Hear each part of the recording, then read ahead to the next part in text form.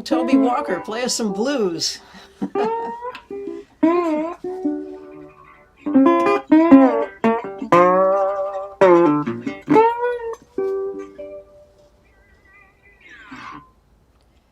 Hey, well, so great to have you here.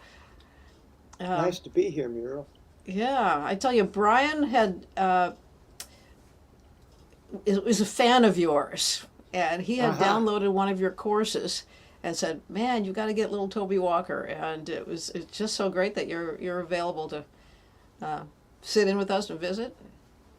It's my To answer pleasure. some questions. I see questions are coming in already, but play us Ah, a tune first before all right, we get sure. rolling here. I'm going to do this one. I learned the melody from a guy down in the hilly country, northeastern hilly country of Mississippi. His name is Otha Turner. He passed away, but um, he would play a fife that he made out of bamboo. Huh? And yeah, he used to take a hot rod, metal rod, and put it in there to clear it out. And then he'd take his fingers, put them in the ashes, and just put them on top of the bamboo. And Wow. then wherever his fingers were, he would just put holes in there, and then he would just play the fife with his family walking behind him, playing all these drums, and it was just really cool. So the tune he was playing was "Glory, Glory, Hallelujah." When I lay my burden down. So I'm going to do a little bit of that. Oh, all right, great.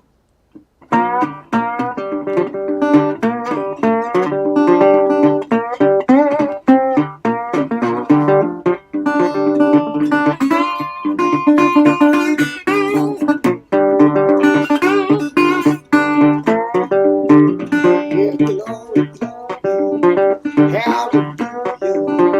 When I lay my burden down, glory, glory, hallelujah. Lay my burden down.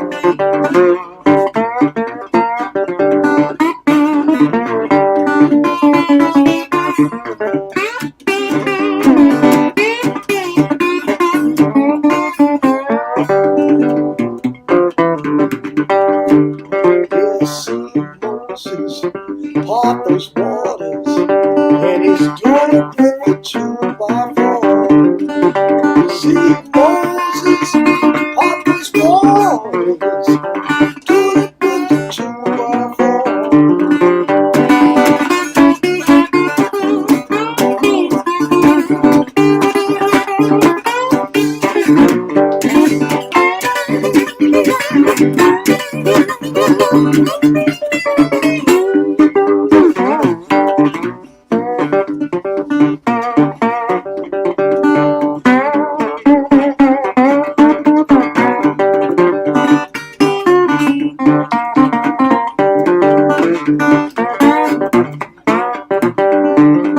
You see those angels in the field.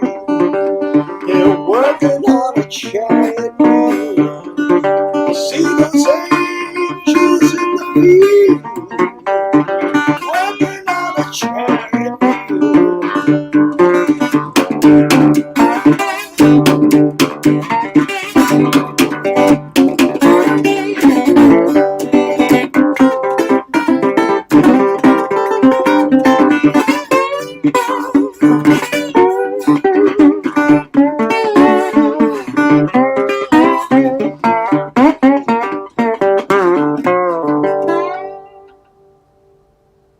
All right.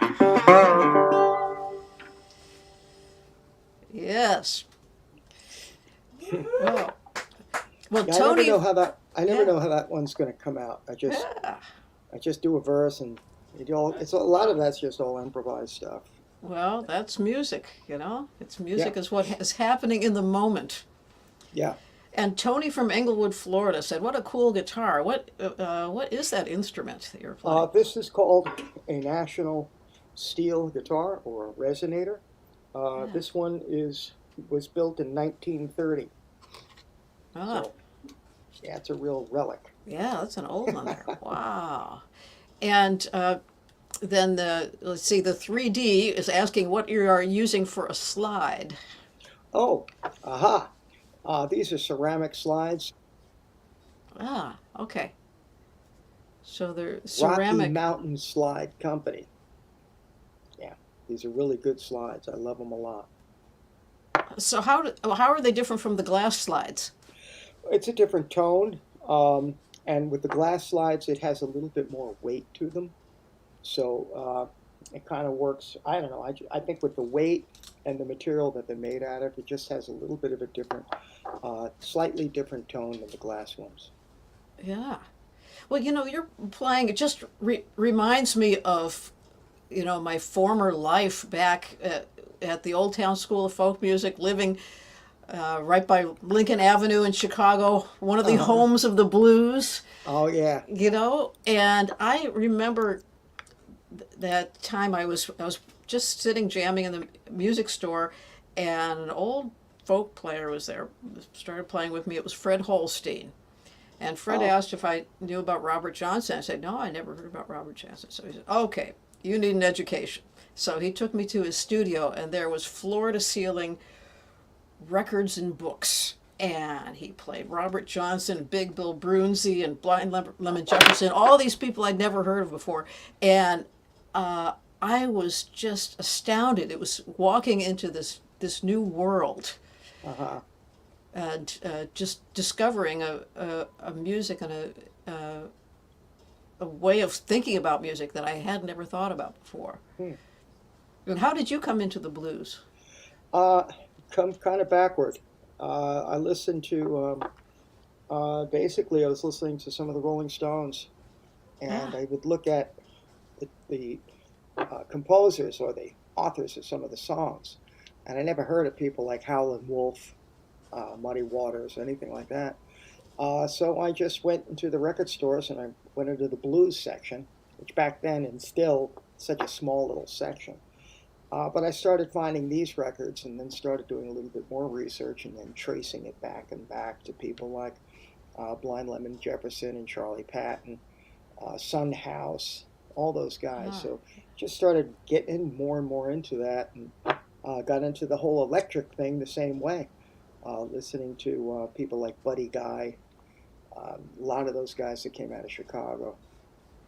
right. And then you went and learned from some of the originals. You went actually down south and found them. Is that right? Yeah, yeah. At that time, most people, if not almost everybody, was learning the songs, either trying to learn them from records like myself, or they were learning like little pieces of them. There was some books out at the time, and they would show, some of the songs, but I always found the books, you got a general idea of what was going on. And I thought to myself, I bet you there's people that's still alive. And I had a friend of mine that was in a music store, and he was going down to Clarksdale to meet a guy named Wade Walton. Hmm. And I heard of Wade Walton. I had him in one of my books. And on we went. We went down to Clarksdale, and I said, well, while we're down here, why don't we go to Leland, Mississippi, and try and find a guy named James Son Thomas? And he wasn't planning on that, but he said, yeah, okay. And we went down and found James Son Thomas. And then over a period of a few years, I made like a dozen or so trips. I had a contact down in Clarksdale, Mississippi, Jim O'Neill, who was a publisher of Living Blues magazine at the time. And he would tell me, hey, you ever heard of Jack Owens? Did he ever hear of Eugene Powell, Booba Barnes, and all these other people? I said, no, I never heard of him. I'd go down there and find him. Well, I found a little clip of you and Jack Owens. Let me go ahead and play it, and Sure. so people get a chance to see what we're talking about here. Into this beautiful countryside here that you see. And right there ahead of us is Jack Owens and his home. He's going to open up the gate for us, and we're going to go in and we're going to listen to some absolutely incredible blues music.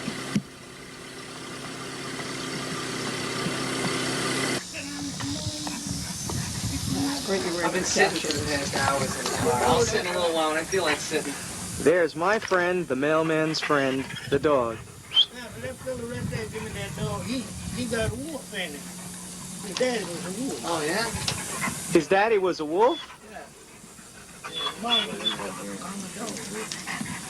dog. He better not be too friendly then. He all right. Hey, Bud, I hope he's friendly. I'm standing right next to him. That's it. He all right.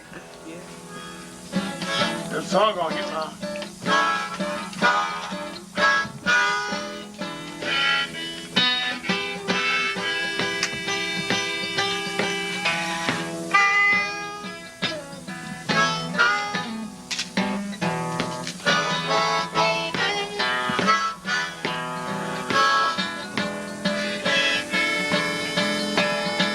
Keep on running.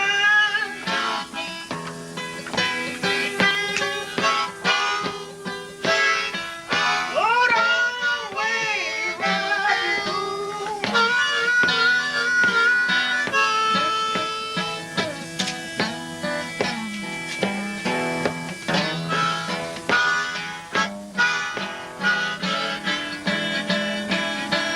keep on drumming, baby girl. Lord, always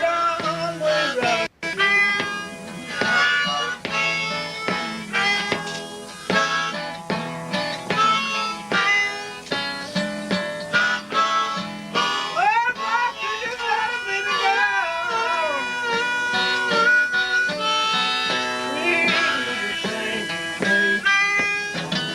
Your mouth.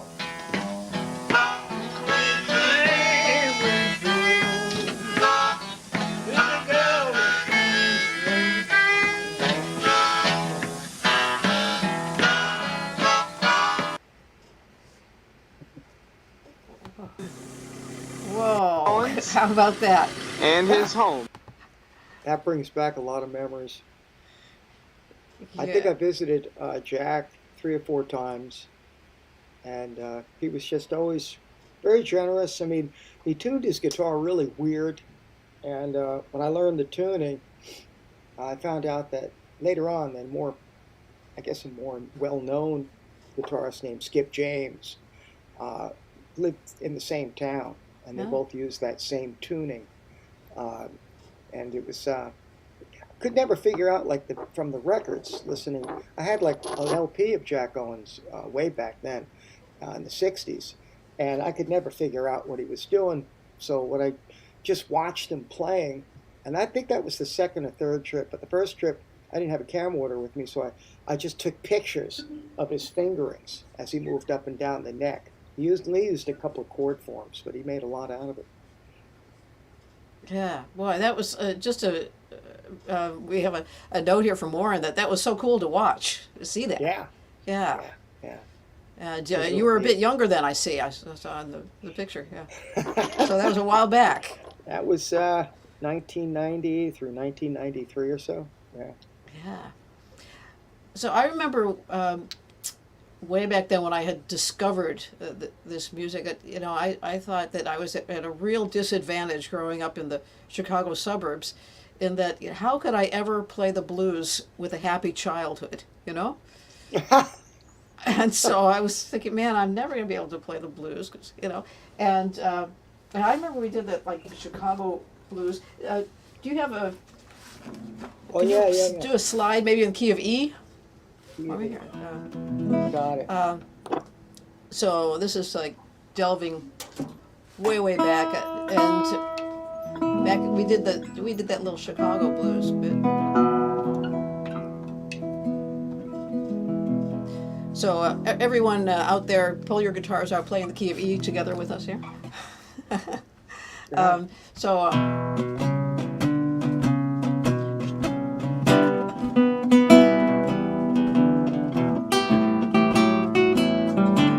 Sweet Home Chicago.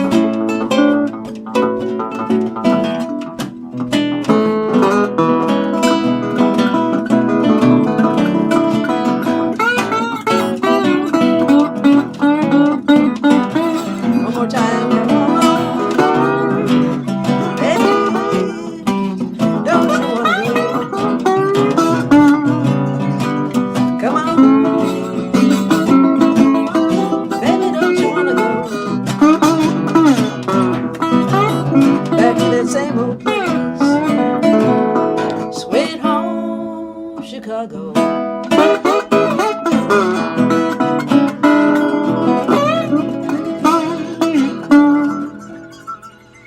Oh, yeah. Well, I tell you, Toby, you've just got to come here and we got to play together for real rather than, That sounds good to me.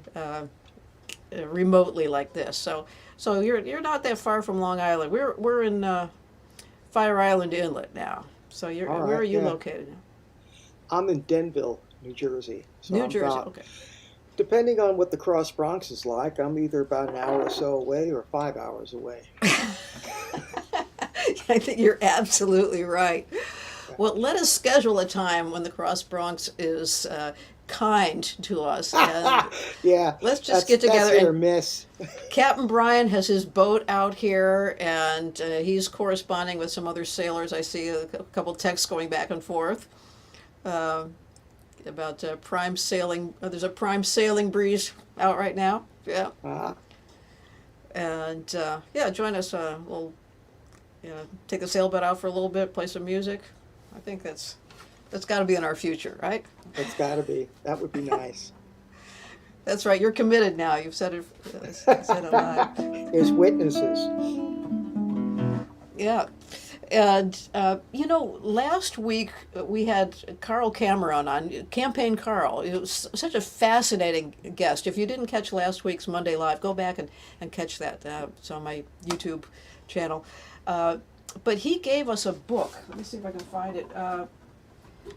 Called We Are the Music Makers. He was fascinated by the genuine blues music and the people that made it. Let me see if this is it right here. Sure. So have you seen this one? Oh, yeah. I have seen that one. You mentioned it, but yeah. Sure. Yeah. So it's cool. There's just a lot of history and just a step into that world. And some of these photos, I don't know if you can see, but Oh, yeah. they've got like you can see like all the knickknacks in their house. Yeah, that's exactly what some of the places I was in looked exactly like that. Oh, really? Yeah. And where did you find some of these people? Jack Owens was in Bentonia, Mississippi. Guy named Eugene Powell, he was in Greenville, Mississippi. Let me see now. James St. Thomas was in Leland, Mississippi. Etta Baker, she was over in North Carolina, and a guy named Turner Frodrell. They both played in the Piedmont style of playing music. He was over in Virginia, just underneath, I think it was just above the North Carolina border. Or South Carolina, but North Carolina border. Wow, so that's a bit of traveling for you. Yeah. Yeah. No, I don't mind. I Yeah. drive a lot anyway. The saying is with musicians is Right. we drive for a living, we get to play guitar at night. That's right. I was just thinking the corollary to that is, who takes a $500 car, drives it 5 hours to play a $50 gig with a $5,000 instrument. Oh, I've heard stuff like that. Yeah. That's right. Well, in the days of rock, I don't know. I was very fortunate. I was with some of these bands, and a lot of people used to come out in these places, and back in the '70s, you had like tons and tons of 20-something-year-olds like my age. I mean, we used to play in some of these clubs. You would get about 1,000, 1,200 people in these clubs. It was always a good payday. That's great. Right. Well, Neil is asking that what is a decent resonator for someone to get their feet wet with? Wow. It all depends on just how much money they have to spend.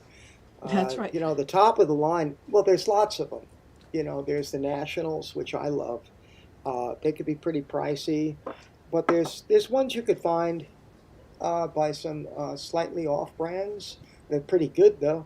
Gretsch has some. I think Regal has some. and they're probably around the $500-600 range. Okay, Yeah. right. So why would somebody make an instrument out of metal instead of wood? Well, that's a good You know? question. I think back in the early 20s, the guitars that the guitar players used to play, for the most part, was smaller bodied instruments, and they weren't very loud. They were called parlor guitars. And these two brothers from Czechoslovakia came over, and they decided to put these metal cones in instruments. And they came out with a patent, the National Resophonic guitars. And these, like this particular guitar, has actually three smaller cones in it, and the other one I played had one big cone, and that would actually project quite a bit. That was the Dopera brothers. What's that? That was the Dopera brothers? Yeah, the Dopera brothers. And even Duke Ellington is pictured with one of these guitars. Oh, really? But they were very loud. There was a guy named Leroy Carr who played national guitar, and he had to be heard over a piano. A little parlor guitar wouldn't be heard over that. So these guitars really could project very well, and that's why. So the volume is the reason that. Yeah. Yes. Yes. Well, I noticed it was that it was louder than my guitar. Yeah, So, you didn't need amplification with these things. Well, yeah, that's great. Well, let's follow you a little bit more along the road, and then I'm going to ask you to play another one live for us here. Sure. So you had mentioned Eugene Powell. Let's Yeah. visit him here. Say hello to everybody in New York, Eugene. Hello to everybody in New York. Right. Well, you just want me to play a piece now? Yeah, give us a blues or whatever you want to give us.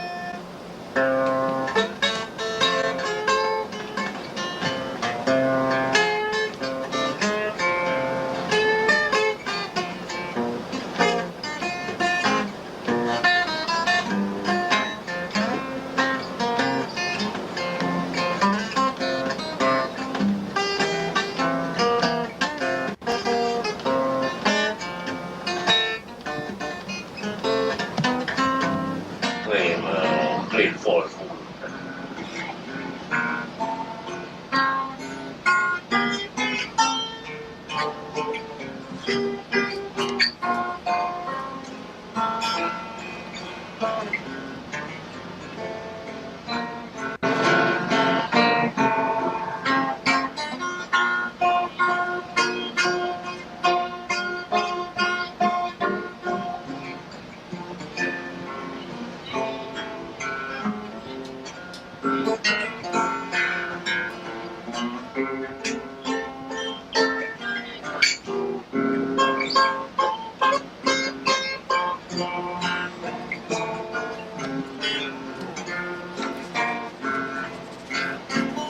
All night long.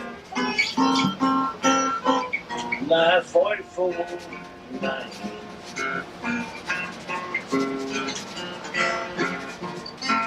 I'm all night long. My 44 year money.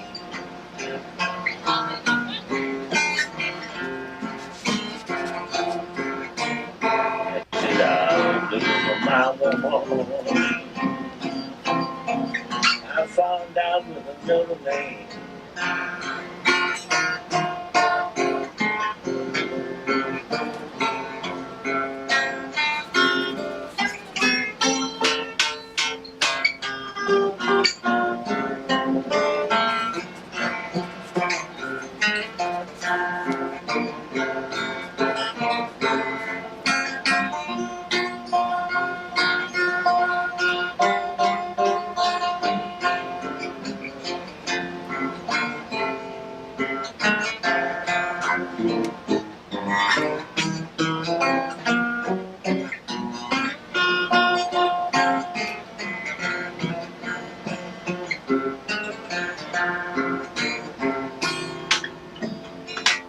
You play that too.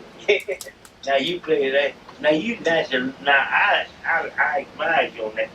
You learned how to play that stuff good. You play that Kentucky. Thank you. Well, not You almost as play good as good. you can. There's a few tricks that you got that I don't know how to do yet. But Yeah. I'll learn. I'll learn. Yeah, you gonna learn it. You gonna learn it. So here's a tune that I learned from Eugene, pal. It's called the Hacksaw Rag. It was taught to him by a man named Hacksaw Harney. It was his playing companion. He's told me that him and Hacksaw Harney, when they were kids, used to travel in a medicine show and play these tunes together. Hacksaw taught it to him, Eugene taught it to me, and then Eugene said something very profound to me. He said, Toby, I want you to carry these blues on. That's just what I'm going to do. So here you go, Hacksaw Rag.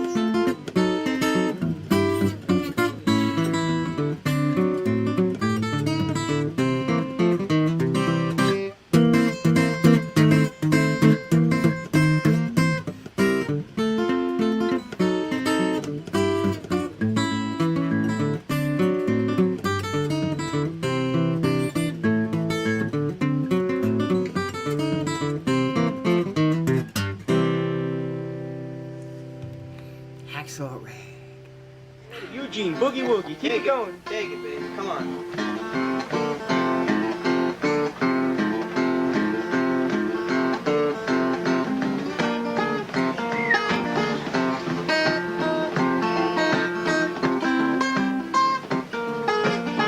Come on, Yeah. tickle that thing. Tickle it. Yeah. Look out for Eugene.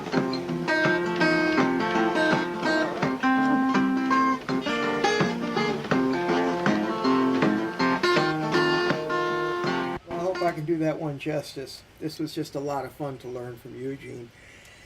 And, well, I guess here we go.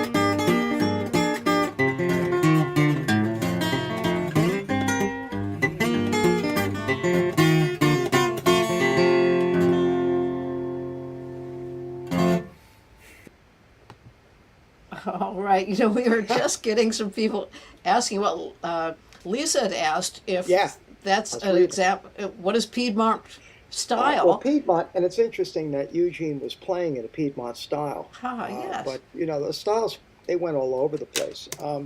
Eugene, basically what that style is characterized by was an alternating bass. Etta Baker was very famous for doing stuff like that, where your bass is going back and forth. And then your melody. All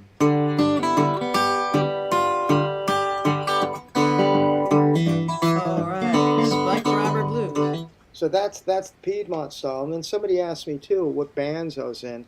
And then back then it was probably the Last Chance Blues Band, the Almost Brothers Blues Band. And the first band I was ever out on the road with was a band called Rocket Lee and the Renegades.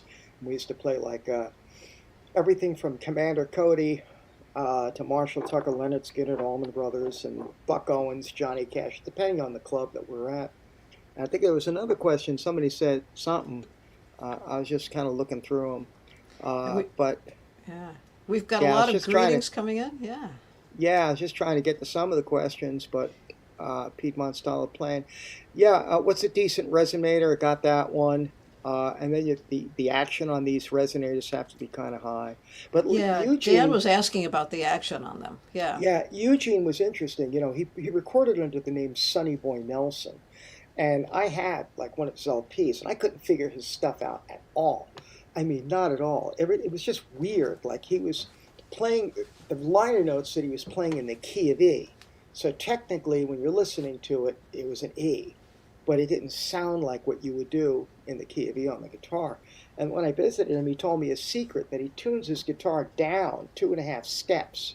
Wow. And I asked him, I said, "What do you get a certain bluesy sound?" He looked at me like I was nuts. He said, No. He says, you know, the strings hurt my fingers, so I tune them down so they're nice and easy to play. Well, there's a secret. That's exactly what I did with this guitar that I played, the key of E. This was meant to be tuned up a whole step, but I found that the action was too high, and so I tuned it down Yeah. to what is now standard. But this is a short scale neck, designed yeah, to be tuned right. up, you know, a full step. So this is a slack key, you know, slack tuning actually. Yeah, that was always that. I always admired that instrument. Well, it's fun. It gives you, you know, the possibilities to go Sure. some different places. Yeah. And Marty was saying that this is making him want to go pick up and play that style. And you know what? Me too. I just think that, you know, I've got to write something in that style now, especially the Piedmont blues. That's cool. Now, is that characterized by the thumb going back and forth? Is that, you know, part of it? Yeah, they call stylistically? that. Yeah, they call that. Sometimes they call it Travis picking, Yeah. named after Merle Travis.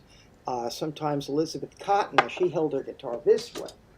So when she played her alternating bass, it was with her finger, and her thumb played the melody. So that's how she did that. But it's interesting enough. There's a player out of Virginia called John Jackson, and he was pretty old when people were talking to him. And he said in an interview that it was his uncle, his great uncle. Okay, so that goes back even further. That was a supervisor, foreman on a railroad gang. And on that railroad gang was a 19-year-old kid named Merle. And he showed Merle how to play that style. That was Merle Travis. Wow.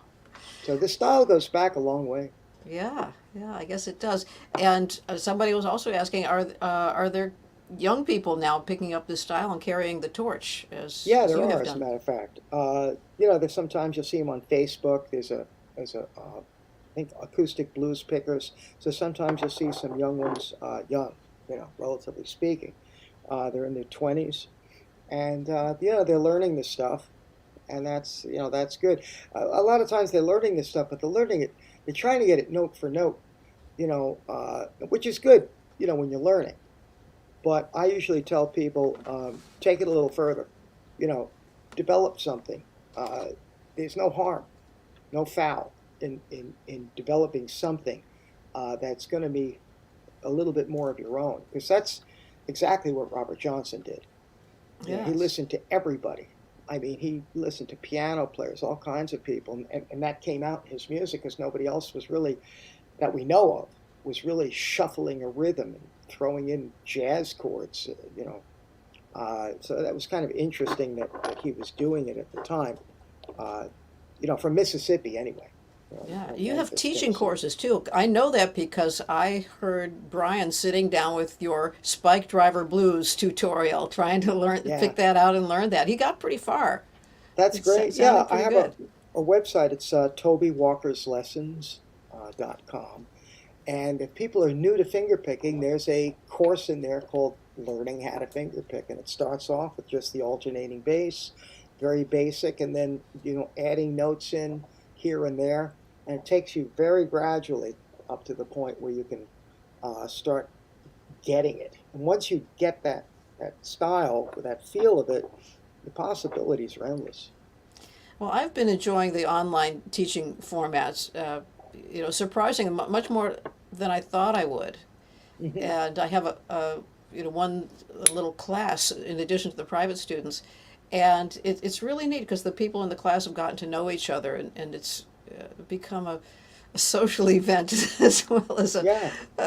as a class time to do things. And And there's lots of guitar camps out there as well. I know before I used to teach at Fur Peace Ranch for several years. Jorma Kaukonen ran that. oh yeah, But there's Swannanoa Gathering right. out in North Carolina. Up in We've Maine, both done there's that, yeah. guitar extensive or intensive. I always get mixed up. That's up in Maine. Another one is right in New Jersey. And yeah, you could always find these guitar camps and learn all kinds of stuff from there. Well, maybe I'll ask you to sit in on my class one of these days because we often have the composer or the arranger of a tune sit in. Sure. We recently had Pat Bergeson, who was just a wonderful player. He played with, a lot of bands, but I first met him when he was playing with Chet Atkins. He was in Chet's Wow. band, yeah. And I remember he wrote that beautiful song, Mountains of Illinois, and in fact that was one that was requested. It was kind of a blues in a way because it's got that bemoaning that there are no mountains in Illinois. Right.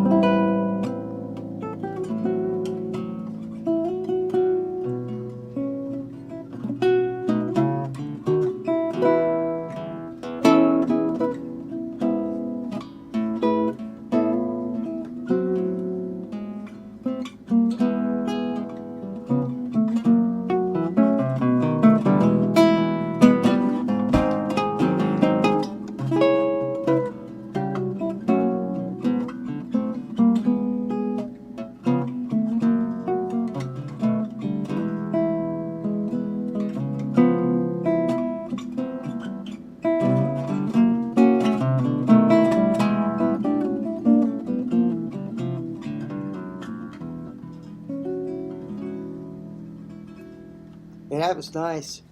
That was kind of an improvised version of that. That Speaking was of really good. I like that. that was one that we did in class, and so yeah, I think I'll see them on Wednesday, and I'll ask them about your tunes, and if you'd like to Sure. sit in, that would be great. And you have not only all these teaching courses on your website, you have a new album coming out. Is that right? Oh yeah, yeah. We just finished recording it Friday, and we did it in 5 hours. Wow. Just like 15 tunes. A couple had to like little. I forgot the lyrics, like in one little spot, so I had to kind of do it over again. But most of them were all just first takes. But it's going to be called Guitar Slinger, Uh-huh. and yeah, so that should be coming out on June 21st. That'll be the release date. Wow, great. Well, I want to say if you have some questions that we haven't answered, go ahead and post them again because we only see so many in the feed, and we always miss a few. And want to give greetings to Virgil in Manchester and Tony in Inglewood, Florida. Uh-huh. So, and let's see. Oh, another one had popped in here. Oh yeah, David said I used to know this tune. Reminds me to relearn it. And yeah, Pat Bergeson wrote it. Well, I learned it from Pat directly before Chet had recorded it. Before, so he had written it, and then played it for Chet, and then Chet recorded it. Then Tommy Emmanuel recorded it, and now it's really getting around. Wow. Mountains of Illinois, yeah. So great little melody, and in a blues form, Sure. Yeah. Well, do you want to play one more live for us, and then we've got another clip that I'd love to play from your from your adventures. Let's see. I haven't played this one in a while, but I'm going to try it. This is a tune I wrote, instrumental I wrote called Swing Bean. It's just sort of like a swing band. So I have the bass in there and a lot of improvisations here and there. So you know what? Instead, I think I'm going to play one of the tunes that I did on the CD. Oh, okay. I just have like one part in there that is that I wrote, and then everything else in the middle is improvised. So I don't know how it's going to come out. Right. But it's called the Nitro Express.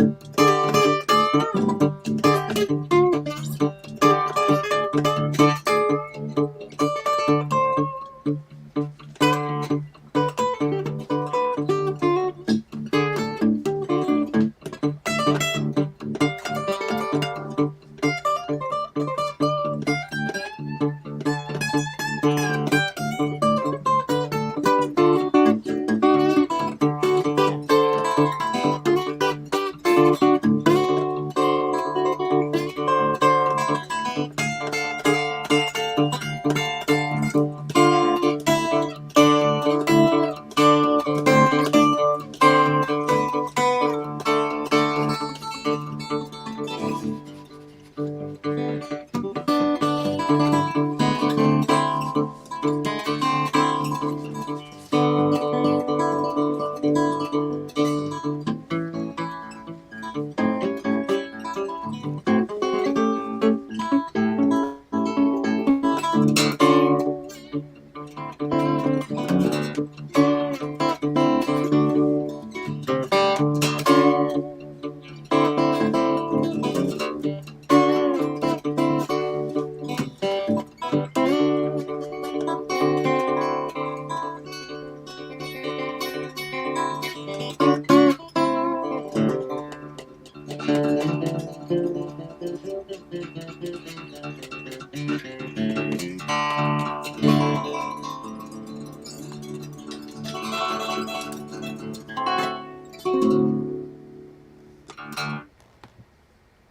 right.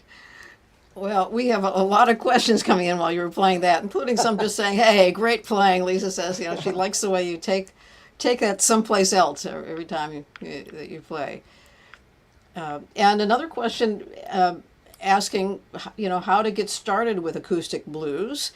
We had already mentioned about that, you know, the beginning course on your website.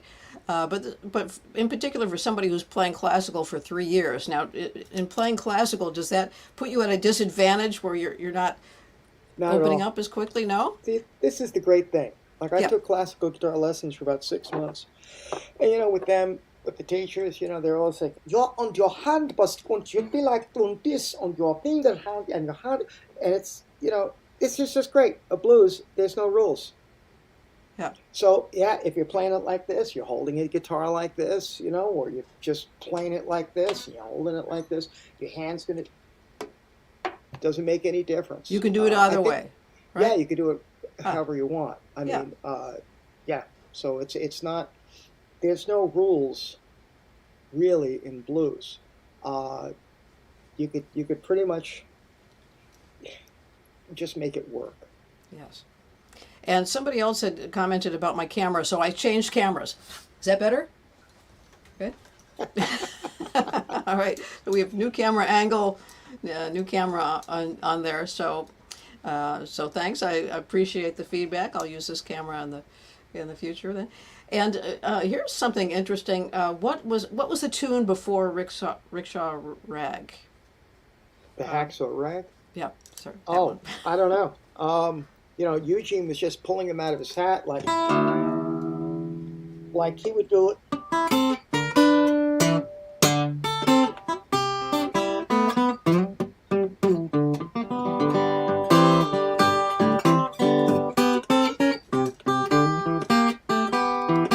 I mean, he would just I've been with him I think about 3 or 4 times, and each time he would do like something similar on the guitar, but the lyrics were completely different, or he would do the same lyrics and what he was doing on the guitar was a little different. So I think it was called. He kept on that particular one, maybe 44 Blues, but there's so many versions of the song, you know. Yeah, and now this I had never heard about this, but did Kennedy Jones write Cannonball Rag? So I haven't heard that. Well, the one that it's copyrighted under is Merle Travis, but there Right. definitely could have been somebody that did it before Merle. Right, or something very similar. Yeah, Yeah. right. So, and a couple more come in. Yeah,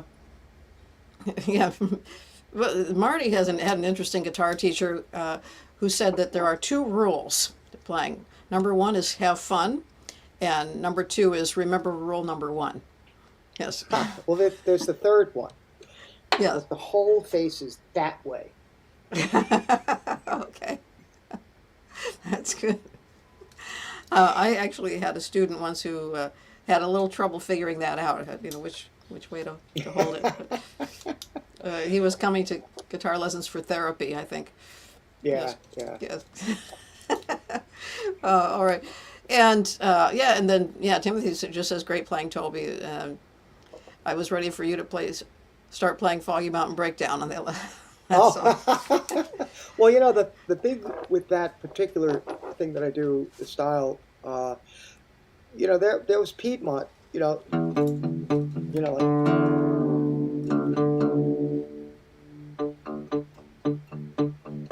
like this. Yeah. But because I played a lot of lead guitar, electric lead guitar in lots of different bands, I would put all of those little improvised licks on top of that.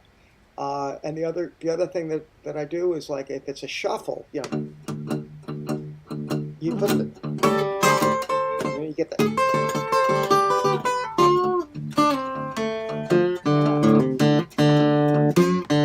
so there's lots of different, at least how I do it, Yeah.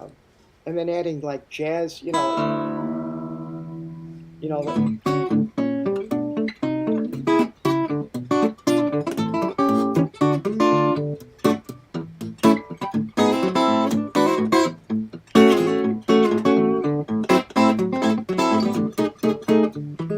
you can add a lot of jazzy things to this Yeah. stuff. Merle Travis did a lot of that too.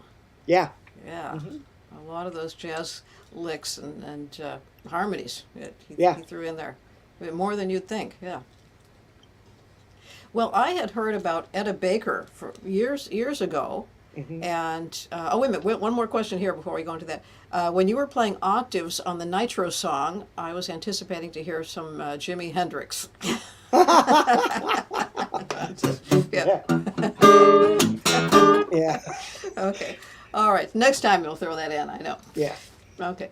But this is really interesting. Let's hear something that you had learned directly from Etta Baker. We'll play a little clip here. I first learned about Etta Baker in a book called Fingerpicking Styles for Guitar by Happy Traum, a wonderful guitarist in his own right and a wonderful teacher.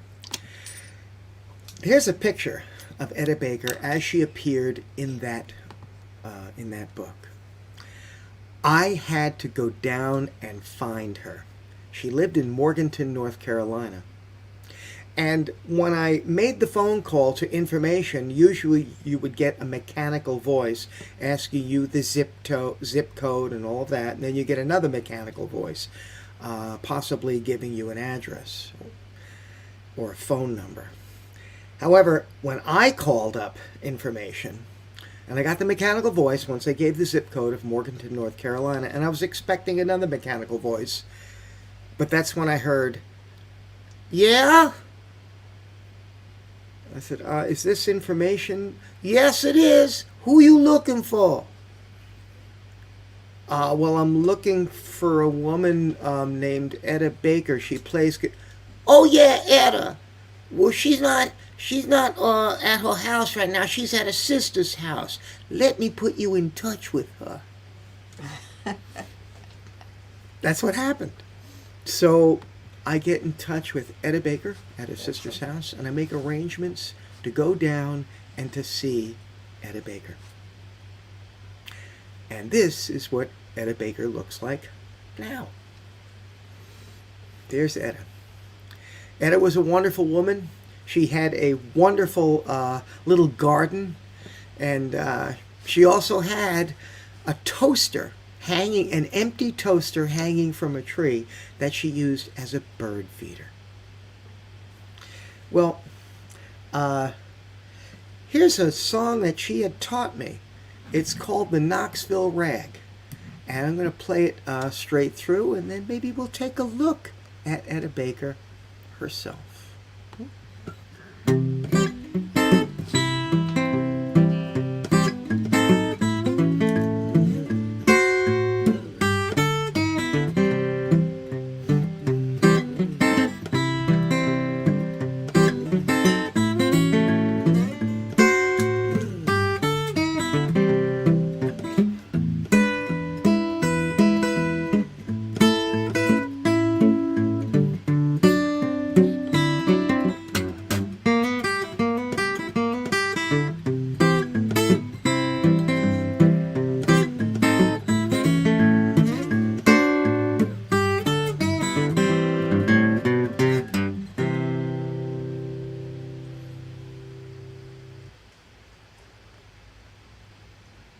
So when you played, did you play out? You said at parties and other places? Well, that was before we started our family. All right, Yeah, so once you started that family, you pretty much kept your playing to home? at home. Mm-hmm. And I laid my guitar down as far as going away from home to play.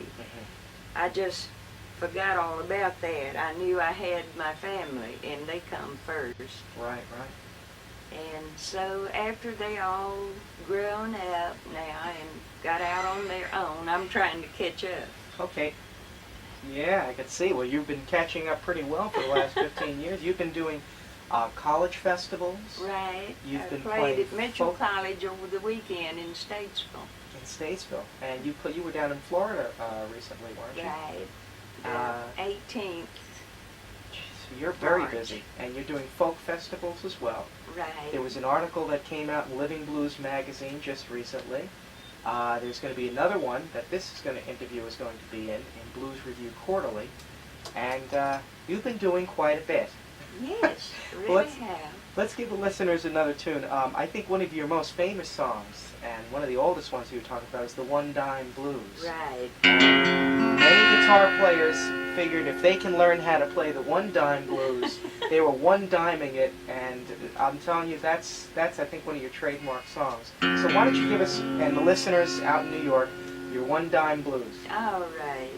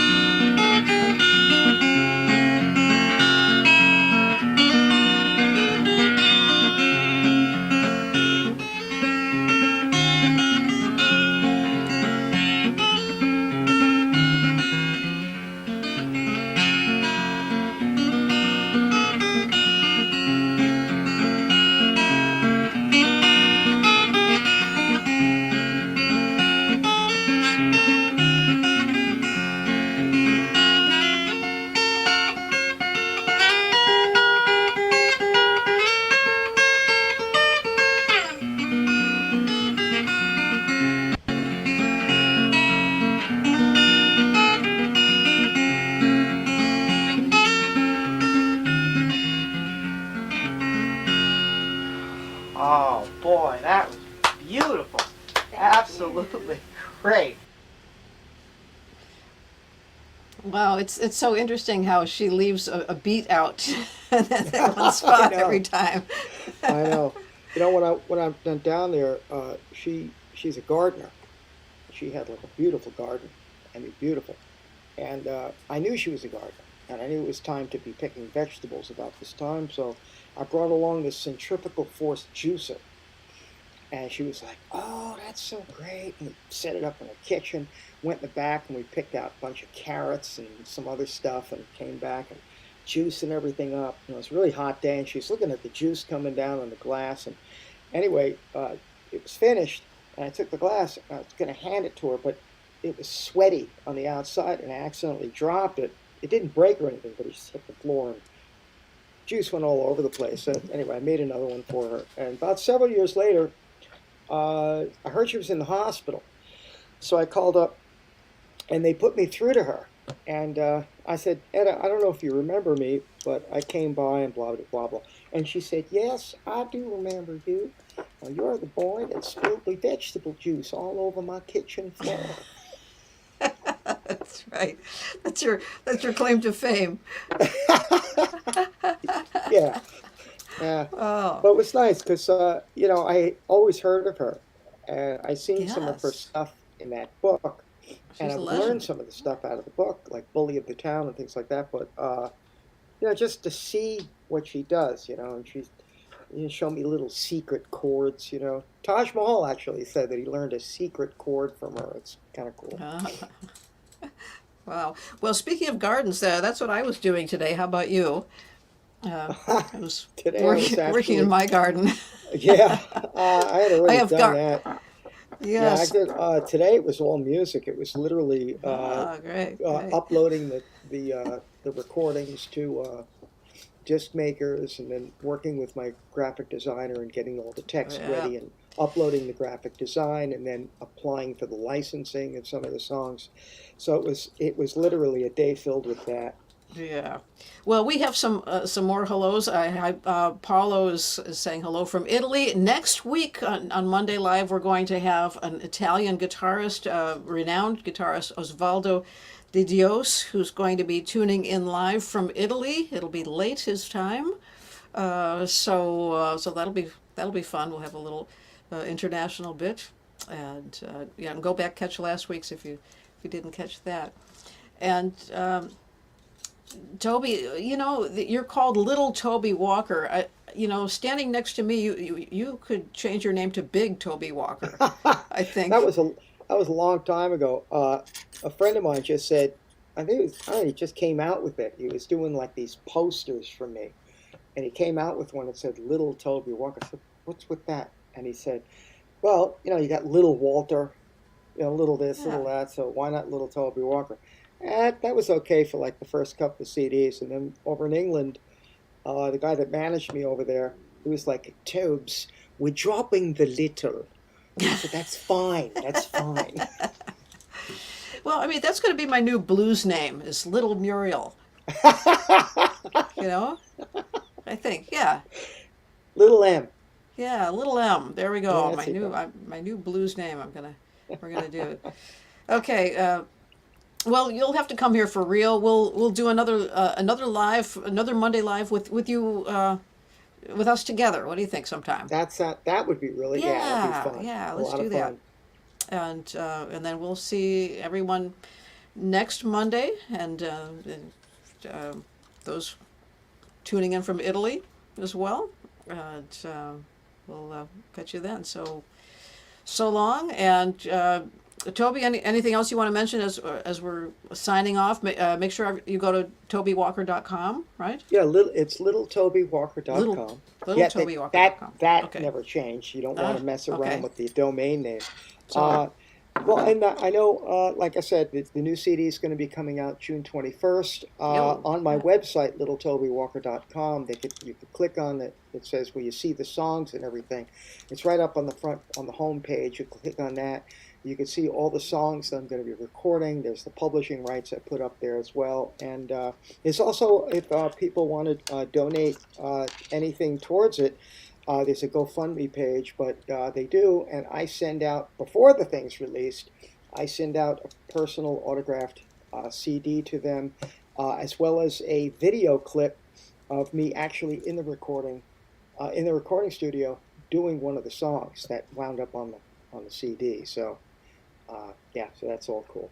Yeah, nice. Another question: Oh, where and we are both playing live next? And I want to thank everybody out there that has donated to the project, because it really did help out a whole lot. Great. Thank you. That's great. So, question is where we are both playing live next. I could answer first that not for a little while. I'm taking some time here in Long Island. Just taking a little sailing time and That's a little nice. creative time, and then I'll be playing at the Fin Fest. Well, I guess first is the West Coast, Seattle, Portland, Northern California. We're still putting that tour together, so if you're in that area and you want to do a house concert, I love to do house concerts. I've been doing those more. They're really fun to do, and so I've been doing more of those and community concert series as well. And then I'll be playing at the Fin Fun Fest in Gloucester. That's the end of October, and then I'll get on a plane and hightail it over to the Harp Guitar Gathering in North Carolina. So those coming up. So yeah, either of those places too. I'll probably be filling those in as well. And Toby, how about you? There's a Susquehanna Solstice Music Festival in Pennsylvania that I'm going to be out. That's up on my website. You just go to the website and hit calendar, and that stuff comes up. And I think the Hard Luck Cafe in Huntington in June 21st, New York. And then the Troubadour in Morristown, New Jersey. There's a bunch of these things. I'll be teaching at the Swannanoa Gathering in North Carolina, doing a house concert in Boone, North Carolina. And then in September, I'll be heading over to England and the Isle of Man as well. So if there's anyone over in England, just go to the website and just to see where I'm going to be. It's going to be, I think, yeah, thinking about this before. It was about my 15th tour over there. So Wow. Great it'll stuff. be fun. Yeah, and it was so wonderful recently getting back to Paris. Going to Europe again. It's we miss that, don't we? Yeah, It's I really- mean, Europe is that's all of that stuff. Just Germany and France and yeah. up in the Holland and Belgium and places like that. It's just my agent that used to book me in England lives in Cyprus now, so I Oh. got to play over in Cyprus. I said I was so stupid. I said, where exactly is Cyprus? It's in the Mediterranean, right? He said, it's just a 10-minute ride in F-14 to Syria. I said, thanks. All right. Yeah. So anyway, yeah. So it's always fun to do that. Well, thanks again, Toby, for joining us. And I know we've gone a little over time from what we usually do, but it's just been fun. We just have been sort of on a roll today. And I had a great time, Neural, and thanks so great. much for having me. This is really fun. I haven't seen some of those videos in a few years, so that's kind of cool. Yes. And Brian's video just came out on acoustic sailing. He had an interesting experience that he was at a deserted anchorage in a beautiful, beautiful place in the Bahamas, there by himself for days and days, and all of a sudden one boat came into the anchorage. So he rowed over and said, I have this YouTube channel called Acoustic Sailing. And they said, oh, what's the acoustic part? And he said, oh, you probably don't know her. My fiance is a guitar player. And he says, Muriel Anderson? And she's, I've known her for years. I've sponsored her All-Star Guitar Night. We've Oh, known that's each other. great. And sure enough, it's somebody that I've known and worked with through doing All-Star Guitar Nights for a long time ago. That's So really good. it's a small world. And Brian, come here just to say a quick hello, if you can. Captain Brian, to me and you. That And was Randall Williams. Randall Williams, who stopped in. Yes. So yeah, do go to Acoustic Sailing on the YouTube channel, and text your greetings to Brian there. All right. Okay. All right. Well, so long, and So thanks long, everyone Earl. for all your comments. You're Brian, great. it's good to see you, and we'll be in touch. Thanks, Toby. Okay. Thanks. Take Bye. care. Bye bye. Do.